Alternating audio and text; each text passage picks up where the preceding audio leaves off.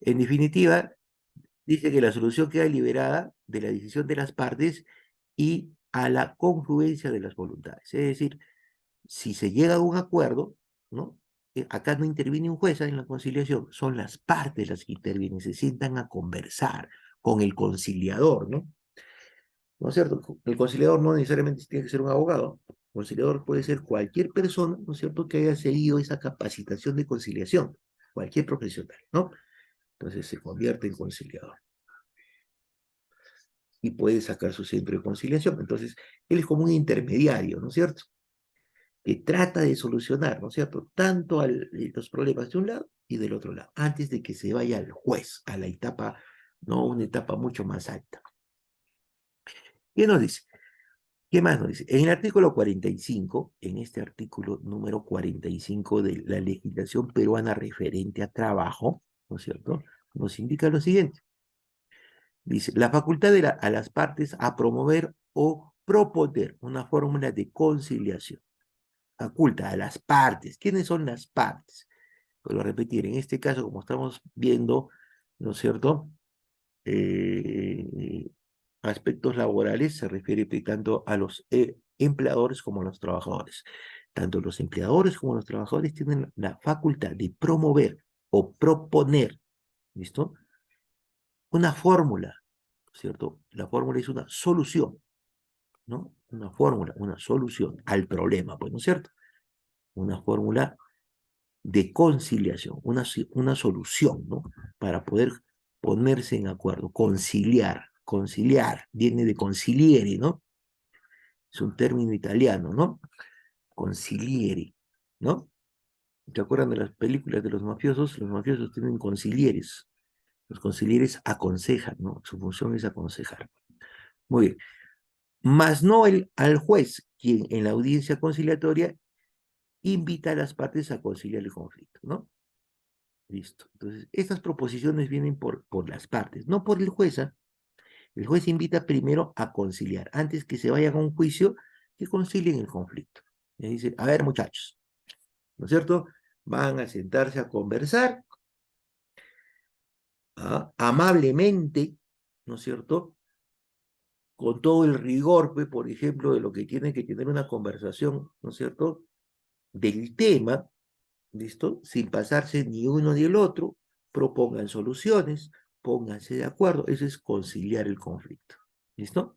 Para evitarnos irnos a juicio, que el juicio puede ser largo, en realidad un juicio laboral, muchachos, es muy largo, ¿no es cierto?, y trae como consecuencias muchos costos operativos, como por ejemplo, gastos de abogado, ¿no es cierto? Y si el juicio, por ejemplo, es un distrito judicial que no me queda cerca, tengo que gastar hasta en pasajes, ¿no es cierto?, alojamiento, alimentación, todo ello, ¿no?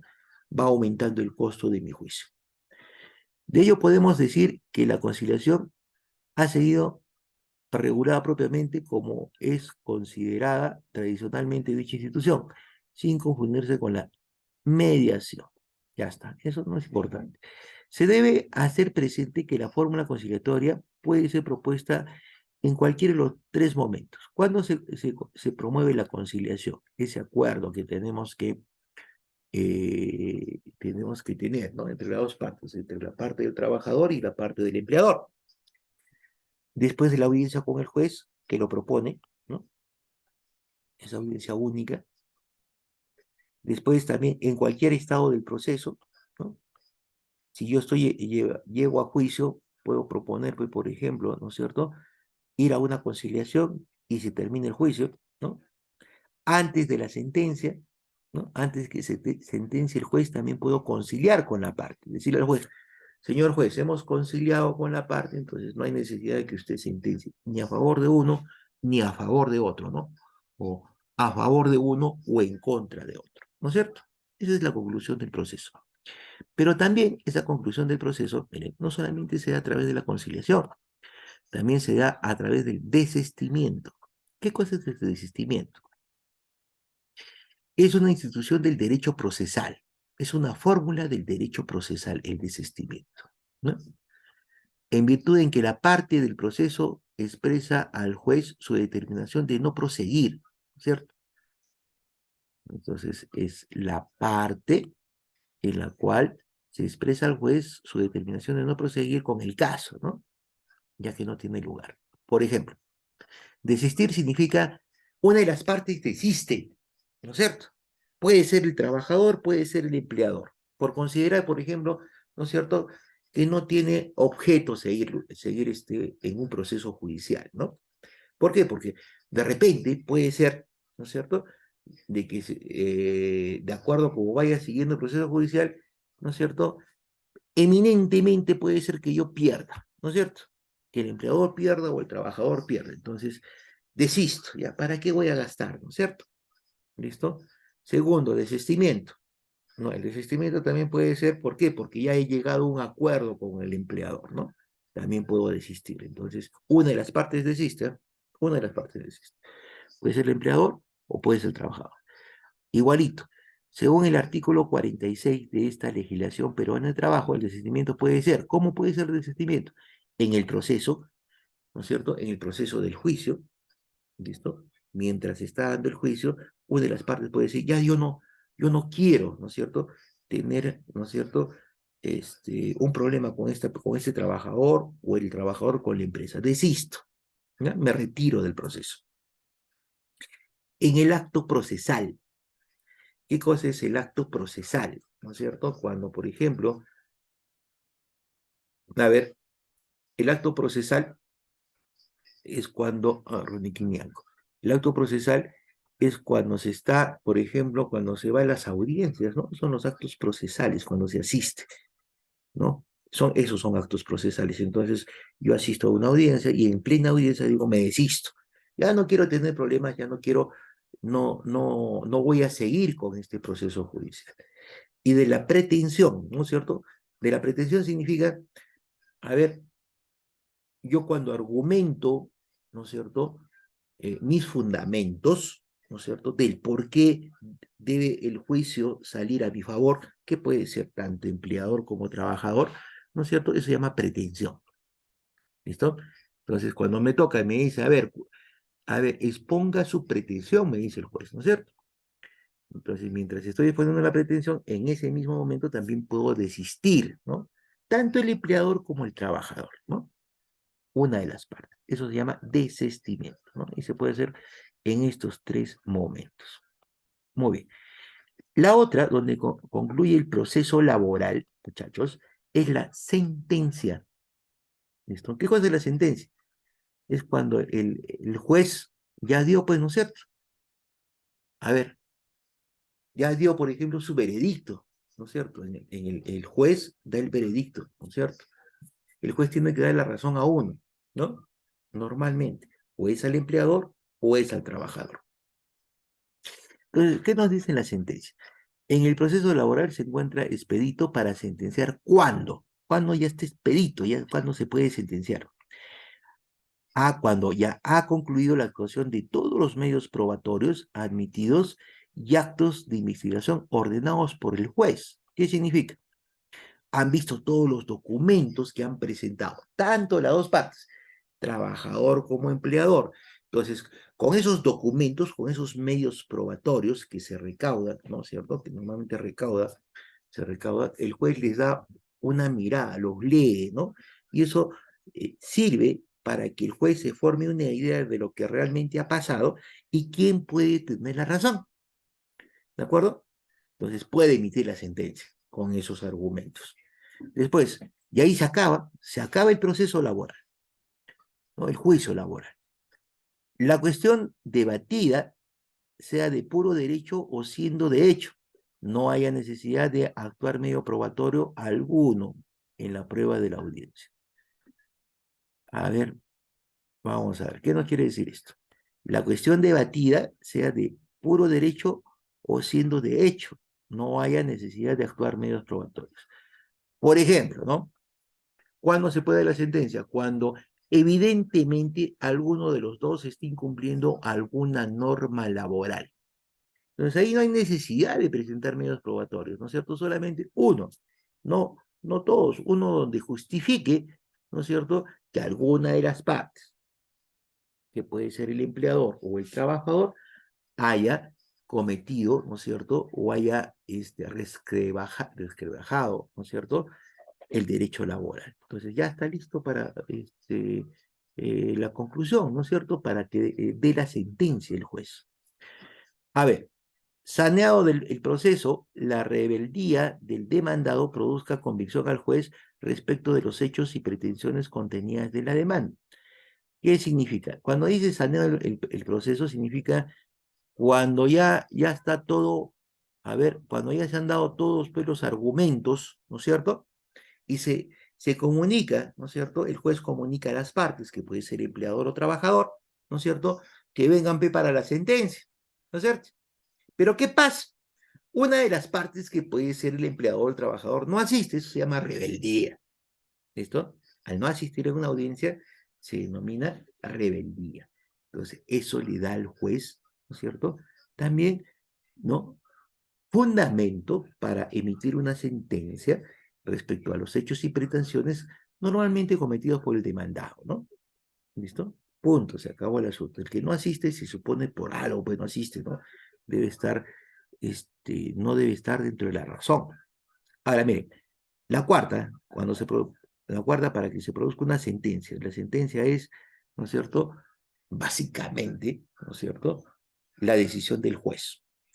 Se haya producido allanamiento o reconocimiento admitidos por el juez, medios impugnatorios, conforme al artículo 50 de la Ley Peruana de Trabajo. Los medios impugnatorios son, por ejemplo, el recurso de reposición, apelación, casación y queja. ¿Listo? Entonces, dice, se haya producido allanamiento o reconocimiento a los medios probatorios impugnatorios, ¿no es cierto? Listo. Son los medios probatorios impugnatorios, que puede ser, vuelvo a repetir, de ambas partes, trabajador o empleador, son los medios pues, de prueba. ¿Listo? Estos medios impugnatorios, de acuerdo al artículo 50, pueden ser el recurso de reposición, ¿no? Plantear un recurso de reposición de prueba, por ejemplo, ¿no? Apelación. Cualquiera de los dos puede apelar la decisión del juez, ¿no? Tanto trabajador como empleador. Casación y queja. La casación es una reconsideración. ¿Listo? Eso se llama casación. Una reconsideración a lo que es la resolución del juez. Y la queja, por supuesto, ¿no? También que puede ser a la decisión del juez. ¿Listo? Eso son las conclusiones del proceso, ¿no? El proceso laboral. Muy bien, vámonos a la consignación y contratación, ¿no? Vamos a ponerle control C. ¿Qué cosa es la consignación y la contratación? Acá, chequear.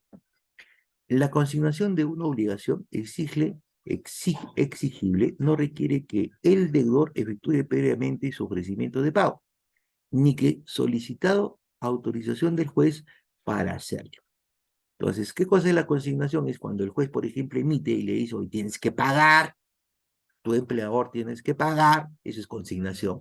Y le tienes que pagar, pues, en una cuenta, ¿no es cierto? ¿Listo? Tu deudor, ¿no? Una vez que el juez ha determinado, por ejemplo, el fallo, y de repente la empresa, pues, por ejemplo, no en contra de la empresa, ¿de acuerdo? Entonces la empresa tiene que pagar lo que le debe al trabajador, ¿listo?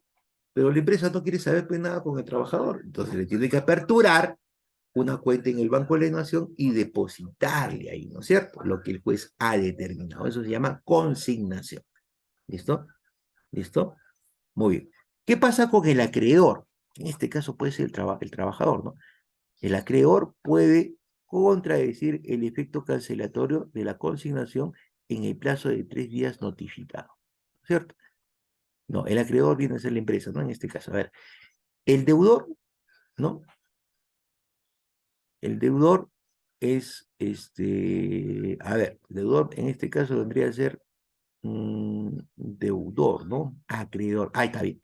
El deudor, la empresa, el acreedor, el trabajador. El trabajador puede contradecir el efecto cancelatorio de la consignación en el plazo de 30 días notificado, ¿no? Siempre y cuando no esté de acuerdo pues, con la determinación del juez, ¿no? No estoy de acuerdo, pero el juez puede haber determinado, ¿no es cierto?, que la empresa le tenga que pagar, por ejemplo, una suma, digamos, 20.000 soles. Pero el trabajador pues, no está de acuerdo con esos 20.000 soles. Entonces, tiene derecho, ¿no es cierto?, a impugnar, a contradecir. ¿no es cierto?, esa consignación, ese depósito en un plazo de 3 días de notificado. Acordarse que cualquier decisión del juez tiene que ser notificada, ¿no es cierto?, a las partes, se notifica a las partes. Muy bien. ¿Quiénes son las partes? Las partes, muchachos, puede ser por un lado el empleador y por otro lado el trabajador, ¿de acuerdo? El retiro de la consignación se hace en una sola petición del acreedor, ¿no? El retiro de la consignación, si está de acuerdo lo que se ha depositado, ¿no es cierto?, que el juez ha determinado, lo puede retirar en una sola petición, sin trámite alguno, ¿eh? Mire, sin trámite alguno, aun cuando se haya formulado contradicción. El trabajador puede retirar lo que le ha depositado el empleador, por ejemplo, ¿no es cierto?, a ver, ¿no es cierto?, lo que ha dispuesto el juez, ¿no es cierto?, ese dinero, esa consignación, ¿listo?, sin trámite alguno, ¿listo? Va al Banco de la Nación, está su nombre y lo retira, ¿no? Eso es por orden del juez, ¿listo? Eso se llama consignación y contradicción. Muy bien, sigamos la siguiente, ¿eh? ¿Qué es la casación? Concepto. La casación, dice, el recurso de casación es un recurso extraordinario, ¿listo?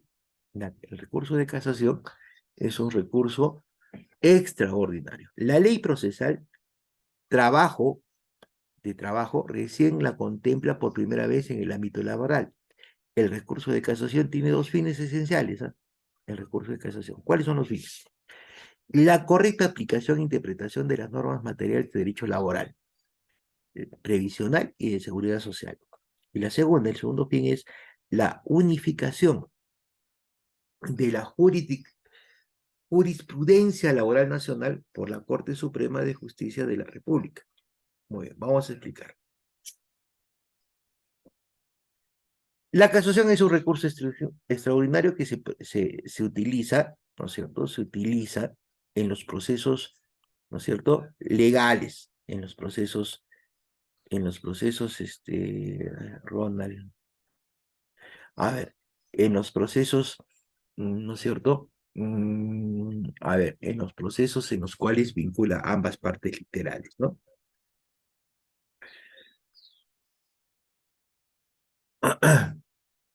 Muy bien, a ver, seguimos. En la ley procesal de trabajo recién la contempla, ¿no es cierto?, la casación. ¿Listo? Un recurso de casación es un recurso de reconsideración. ¿Listo? ¿Cuáles son los fines de ese recurso de reconsideración que es la casación? Para aplicar la correcta aplicación de interpretación de las normas materiales de derecho laboral previsional y de seguridad social. Por ejemplo, si no me están aplicando en el dictamen, por ejemplo, el juez no aplica en el dictamen, ¿no es cierto?, una verdadera, ¿no es cierto?, a ver, no hace referencia en sus decisiones a las normas, ¿cierto? Yo entiendo que se está violando las normas, entonces aplico un recurso de casación, que es un recurso de consideración, ¿cierto? Nuestras normas laborales están bien definidas en nuestro código laboral, ¿no?, del Perú. Entonces, ahí en ese código laboral tenemos los derechos y obligaciones tanto del trabajador como del empleador. Si yo veo que esos puntos, esas normas, no se han considerado como debieran, ¿no es cierto?, en el proceso judicial, aplico un recurso de casación. Es lo que significa esto, ¿no? ¿Listo? Muy bien. Y segundo, la unificación de la jurisprudencia. Edinson Almirón Salcedo. Edinson Almirón Salcedo. Vamos a anotarlo. ¿Qué significa la unificación de la jurisprudencia laboral? Jurisprudencia son juicios que ya se han llevado, muchachos, ¿ya? Por ejemplo, eso es jurisprudencia, eso se denomina jurisprudencia. En este caso, jurisprudencia en materia laboral. ¿Cuál es una jurisprudencia en materia laboral? Me sirve como base, por ejemplo, que han fallado, ¿no?, a juicios anteriores que ya ha hecho el juez, ¿no? ¿Cómo ha sido el procedimiento? ¿Cuál ha sido su resolución? ¿Cuál ha sido el dictamen del juez? Eso se llama jurisprudencia, ¿de acuerdo? ¿Y para qué sirve la jurisprudencia? A casos similares, ¿no es cierto?, veredictos iguales. Entonces, si ya yo tengo un antecedente que a mi caso, que es similar, ya se llevó ese tipo de caso, entonces la sentencia tiene que ser similar.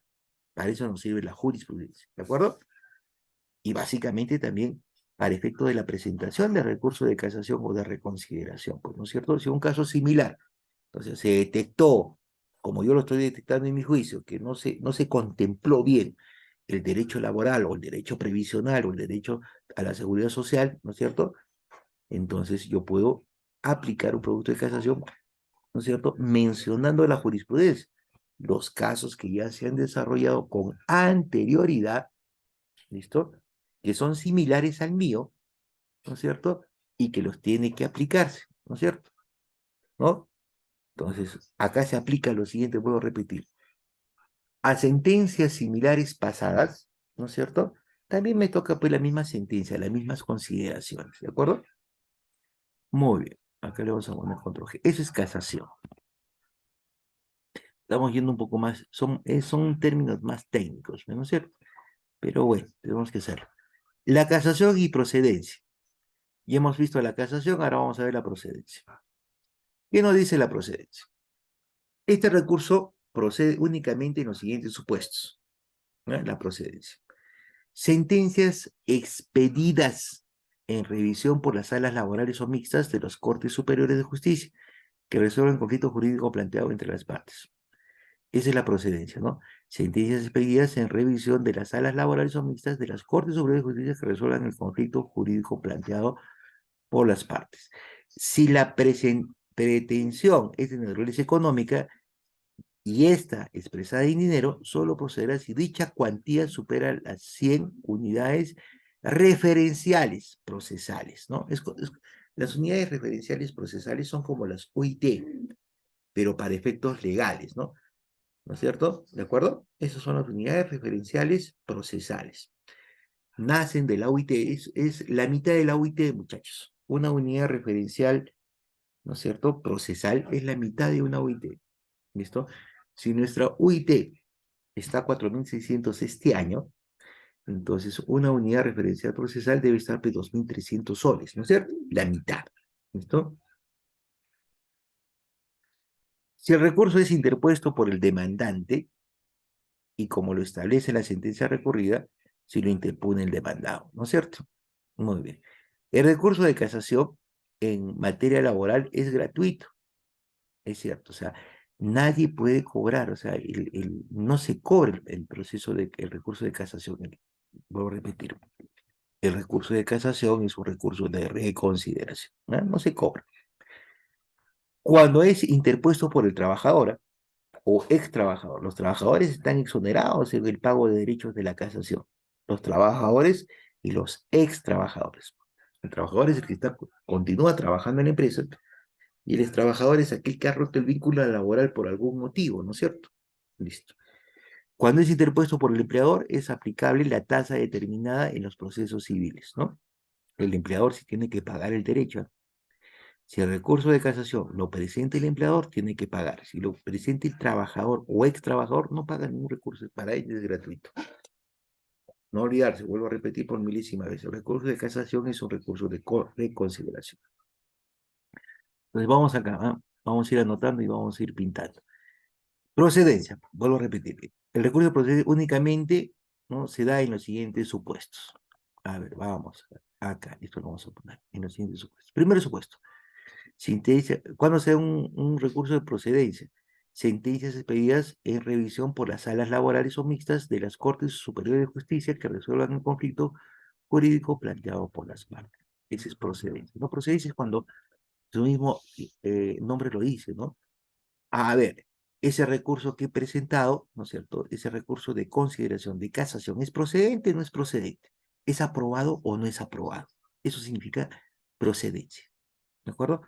Es procedente cuando son sentencias extendidas por las salas laborales mixtas de las Cortes Superiores de Justicia.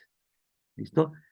Cuando el recurso es aprobado, siempre y cuando eso se presente, ¿no es cierto?, es producto de unas sentencias que hayan dado los jueces de salas laborales mixtas de las Cortes Superiores de Justicia. Es procedente. Si pretensión es de naturaleza económica, ¿no es cierto?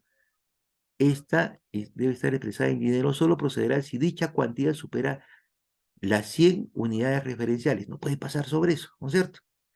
Entonces, si yo, por ejemplo, presento un recurso de reconsideración, una casación, pidiendo una reparación económica, va a ser procedente siempre y cuando, ¿no es cierto?, no pase de 100 URL, ¿no? Unidades referenciales procesales, ¿no es cierto? De 100 unidades referenciales procesales.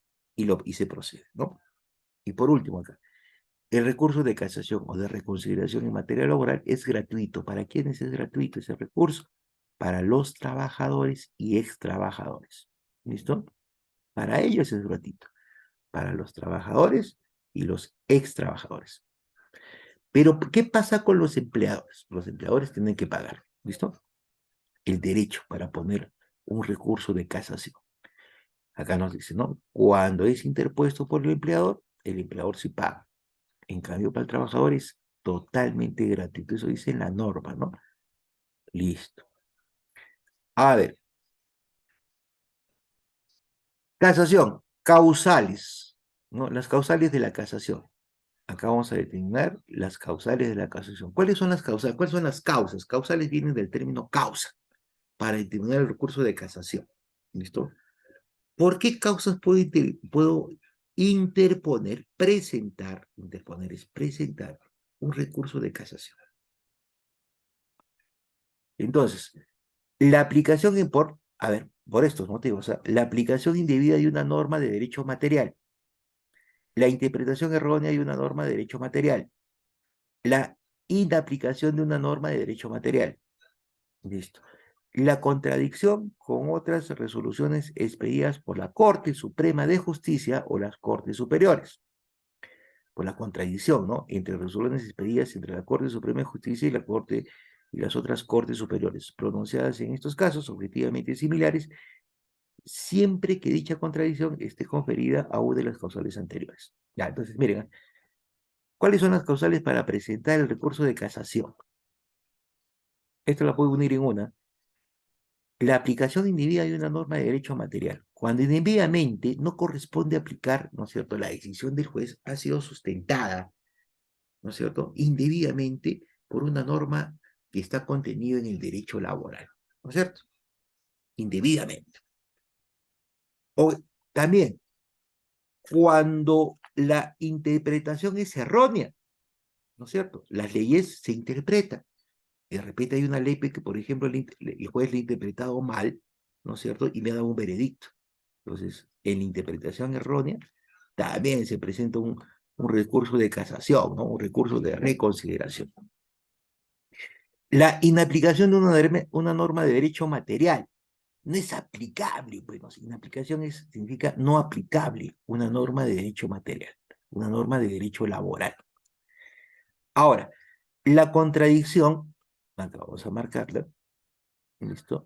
La contradicción con otras resoluciones expedidas por la Corte Suprema de Justicia o Cortes Superiores. Significa, por ejemplo, cuando yo me voy a juicio y no estoy de acuerdo, ¿no es cierto? A ver, puedo elevar, ¿no es cierto?, a otro juzgado, ¿no? De mayor instancia, ¿listo? Y me puede dar, por ejemplo, otro pronunciamiento, ¿no es cierto? O sea, otro veredicto. Entonces, cuando sucede eso, podemos presentar el recurso de casación, porque básicamente hay una contradicción entre las mismas Cortes Superiores, ¿no es cierto?, entre las Cortes Superiores o la Corte Suprema, ¿no? Para efectos laborales. Muy bien. A ver, vamos a ver la otra. ¿Eh? Acá. 19, 20. A ver. Casación, requisitos. Se debe interponer dentro del plazo de 10 días hábiles. El recurso de reconsideración tenemos 10 días hábiles para interponer. Una vez siendo notificado de la resolución del juez, es decir, de la decisión del juez, tenemos 10 días hábiles para poder, ¿no es cierto?, interponer nuestro recurso, ¿no es cierto?, nuestra queja, ¿no?, nuestra reconsideración, que es el recurso de casación. A ver, contra la sentencia expedida por las salas laborales o mixtas, ¿no?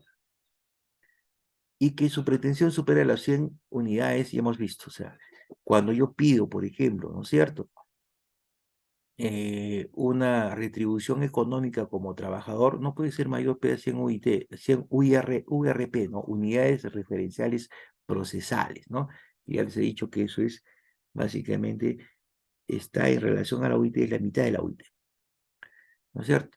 Se debe acreditar el pago de exoneración de la tasa judicial. Si yo soy trabajador o ex trabajador, tengo que acreditar la exoneración de la tasa de proceso judicial, ¿no es cierto? Como hemos visto.